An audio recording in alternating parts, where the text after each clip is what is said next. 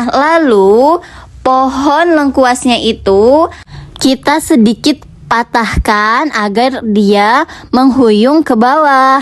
Nah, jadi begitulah ya kira-kira ya guys tutorialnya. Nah, ini tuh pagi-pagi banget loh guys. Aku udah mau lihat seberapa banyak dapat air lengkuasnya. Wah, ternyata sedikit ya guys. Ya, karena aku cuma pakai 1 batang per plastiknya. Seharusnya bisa pakai 2-3 batang lengkuas. Karena plastik aku kecil ya nggak apa-apa lah ya guys. Alhamdulillah, walaupun sedikit airnya lumayan lah ya guys. Nah, ini aku suruh si bocil buat minum airnya. Jadi bisa langsung diminum ya guys.